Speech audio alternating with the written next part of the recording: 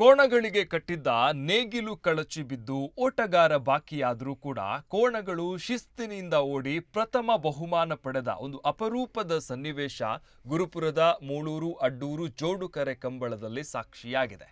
ಇಲ್ಲಿ ನಾವು ಗಮನಿಸಬಹುದು, ನೇಗಿಲು ಹಿರಿಯ ವಿಭಾಗದ ಪ್ರೀ ಕ್ವಾರ್ಟರ್ ಫೈನಲ್ ಪಂದ್ಯದ ಚಾನ್ಸ್ ವಿಭಾಗ ಆರಂಭ ಆಗುತ್ತೆ.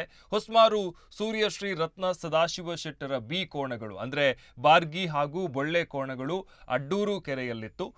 ಇನ್ನು ಬಂಬ್ರಾಣಬೈಲು ವಂದಿತ ಶೆಟ್ಟಿ ಕೋಣವನ್ನು ಓಡಿಸಲಿಕ್ಕೆ ತಯಾರಾಗಿದ್ರು. ಮಾಣಿ ಸಾಗು ತನ್ವಿ ಶೆಟ್ಟಿ ಅವರ ಮಿಣ್ಣು ಹಾಗೂ ಸಂತು ಕೋಣಗಳು ಮೂಳೂರು ಕರೆಯಲ್ಲಿತ್ತು. ಎರಡೂ ಕರೆಯ ಕೋಣಗಳು ಓಟಕ್ಕೆ ಅಣಿಯಾಗಿತ್ತು. ಆಗ ಫ್ಲಾಗ್ ಎತ್ತಿ ಕೋಣಗಳ ಓಟಕ್ಕೆ ಸೂಚನೆ ಕೂಡ ಬರುತ್ತೆ. ಆದರೆ ಸೂರ್ಯಶ್ರೀ ರತ್ನ ಸದಾಶಿವ ಶೆಟ್ಟಿ ಅವರ ಕೋಣಗಳ ನೇಗಿಲು ತುಂಡಾಗುತ್ತೆ. ಓಟಗಾರ ಬಂಬ್ರಾಣ ವಂದಿತ್ ಶೆಟ್ಟಿ ಅವರ ಕೈಯಲ್ಲೇ ನೇಗಿಲು ಉಳಿಯುತ್ತೆ. ಓಟಗಾರನಿಗೂ ಏನು ಮಾಡಲಿಕ್ಕೆ ಆಗ್ತಾ ಇರಲಿಲ್ಲ ಆ ಸಂದರ್ಭದಲ್ಲಿ. ಆದರೆ ಜೋಡಿ ಕೋಣಗಳು ಮಾತ್ರ ಬಾರ್ಗಿ ಮತ್ತು ಬೊಳ್ಳೆ ಸ್ವಲ್ಪವೂ ಕೂಡ ಅಲ್ಲಿ ಗೊಂದಲವಿಲ್ಲದೆ ಓಟವನ್ನು ಮುಂದುವರಿಸುತ್ತೆ. ವೇಗದ ಓಟದಲ್ಲೇ ಸಾಗಿದ ಕೋಣಗಳು ಪ್ರತಿಸ್ಪರ್ಧಿ ಕೋಣಗಳ ಎದುರಲ್ಲಿ ಗೆಲುವಿನ ದಾಖಲೆಯನ್ನ ಬರೆದಿದೆ.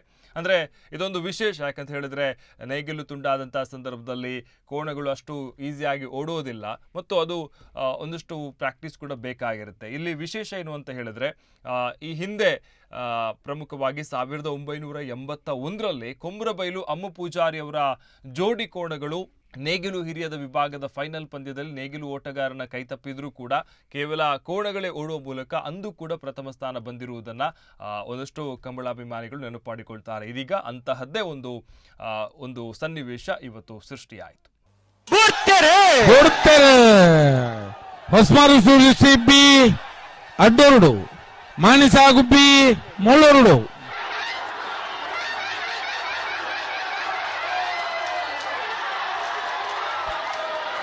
ಅಡ್ಡೂರು ಕರತ್ತ